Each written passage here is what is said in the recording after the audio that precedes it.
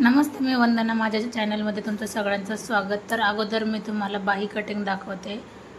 हा blouse 4 Tux आहे. Video पूर्ण बघा म्हणजे तुमच्या नक्कीच लक्षात येईल. 8.5च्या घडीचा हा ब्लाऊज आहे.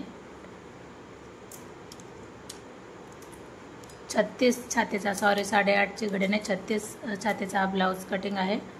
तर व्हिडिओ पूर्ण बघा. आता जेवढं आपल्याला पुढून मोडपायचे तर तेवढं मी एक पट्टीचं अंतर सोडून घेतले आणि आपली बाही आहे 5ची, तर त्याच्यामध्ये मी 1 इंच मिक्स केले. 6ची घेतली कारण 1 इंच जेवढी आपण पट्टी आहे ती 1 इंचाची होती आणि नंतर आपल्याला बाहीला आकार देऊन घ्यायचा आहे.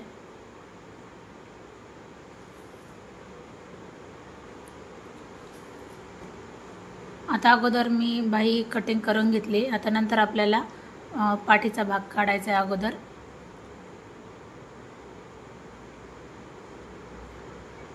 आता आपल्याला ज्या वेळेस समोरचा भाग आपल्याला कट करता येत नाही तर अर्धा किंवा 1 इंच आपण एक साईड मागं घ्यायची आणि नंतर आपल्याला समोरचा भाग कट करून घ्यायचा आहे. तर बघा किती व्यवस्थित आकार आलाय. आता तुम्ही कटिंग करताना समोरचा भाग अगोदर कट करा किंवा पाठीमागचा करा, काही अडचण येत नाही. कपडा थोडा जास्त होता, 1 मीटर कपडा होता, त्याच्यामुळे मला कटिंग करायला काहीच अडचण आली नाही.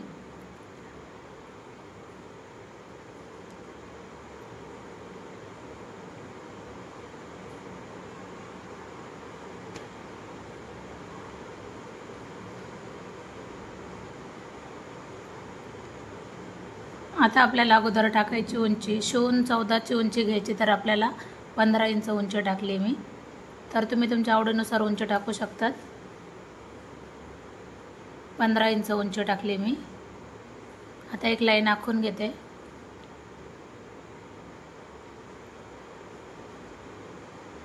आता शोल्डर घेतले मी 5.5 इंच. शोल्डर 5.5 घेतले आणि मोंड्यासाठी मी 6 इंच घेतले.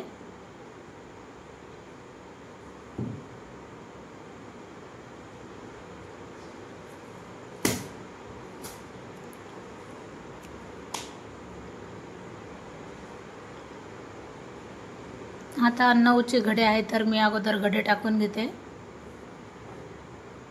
36 छातीचा 4 टक्स ब्लाऊज आहे हा. 9ची आपण घडी टाकली. आता त्याच्यामध्ये आपल्याला 1.5 इंच मिक्स करायचे की 2 इंच मिक्स करायचे ते आपल्या कस्टमरच्या आवडीनुसार असेल.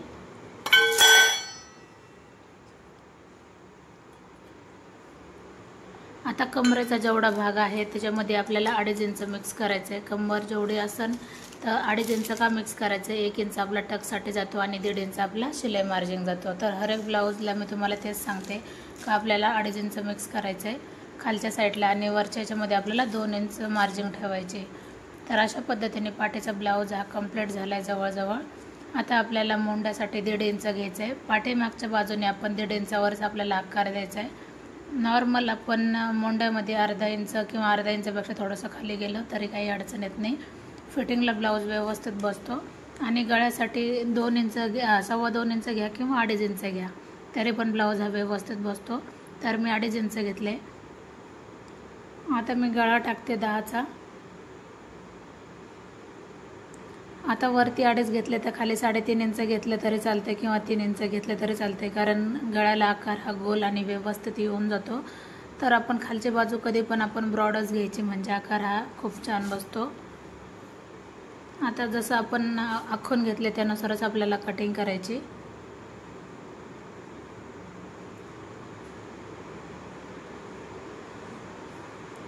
आता अगोदर मी ज्यावेळेस पाठीचा भाग काढला त्यावेळेस बंद भाग माझ्याकडून होता. आता ओपन भाग मी माझ्याकडून करते.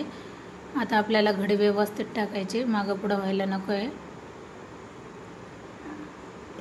आता तुम्ही बंद बाजू जरी तुमच्याकडून टाकले किंवा ओपन बाजू जरी टाकले तर काहीच अडचण येत नाही. पण ज्यावेळेस आपण ओपन बाजू समोरच्या भागाला टाकतो तर त्यावेळेस ॲडजस्ट भरपूर होतो कपडा. तर आता मी 1 इंचासाठी सोडून देते जागा. तुम्ही बघा, व्हिडिओ पूर्ण बघा म्हणजे तुमच्या नक्की लक्षात येईल 1 इंच मी का जागा सोडून दिली. आता जिथं आपण लाईन आखली तिथपासून आपल्याला पाठीचा भाग टाकायचा आहे आणि पूर्ण आहे तसंच आपल्याला आखून घेतलं तरी पण चालते. आपल्याला बदल फक्त मोंड्यामध्ये करायचा आहे आणि नंतर बाकीचे कटिंग तुम्ही बघा.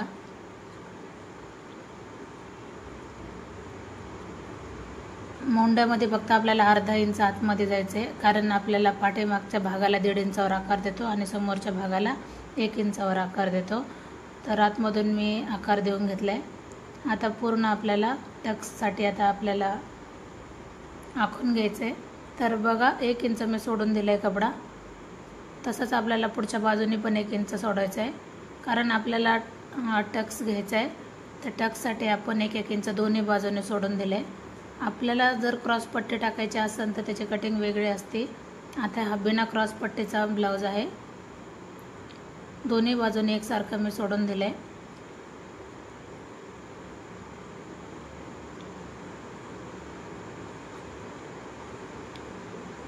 आता आपल्याला समोरचा गळा टाकायचा आहे. तर समोरचा गळा आपण आपल्या आवडीनुसार टाकू शकतो. तर मी 7चा टाकला आहे. वरती मी 2.5चा गळा घेणार, तर खाली मी 3चा गळा घेते. कारण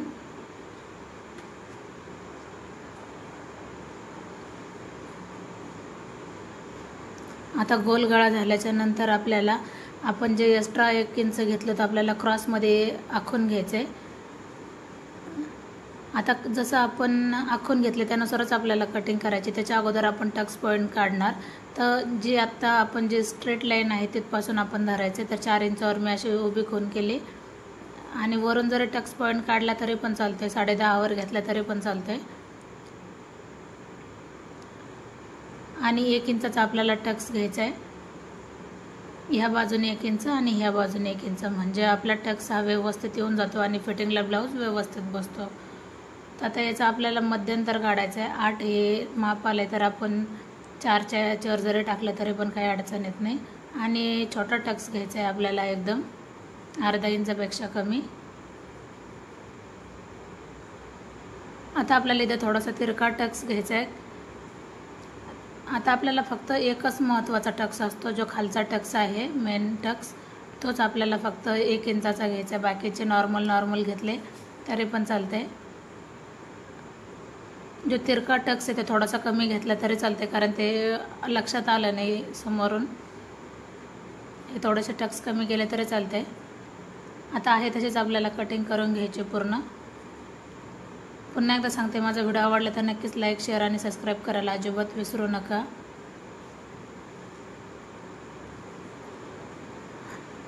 फोर टक्सची कटिंग कशी वाटली नक्कीच कमेंट करा.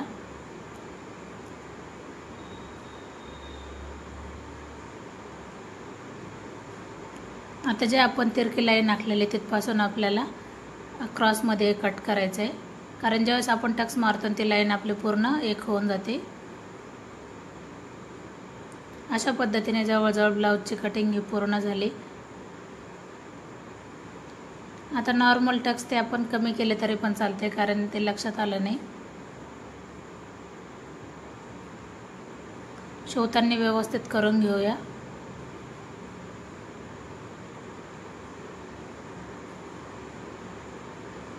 दीड ते 2 इंचाचा अंतर पाहिजे हर एक टक्समध्ये. फिटिंगला खूप छान असा बसतोय. आता आपण पाठीचा भाग कवर करू, म्हणजे आपण पाठीचा गळा कट करू. तर अशा पद्धतीने पाठीचा गळा आपण कट केला आहे. फोर टक ब्लाऊजची कटिंग तुम्हाला कशी वाटली नक्कीच कमेंट करा, लाईक करा, शेअर करा आणि सबस्क्राईब करायला अजिबात विसरू नका.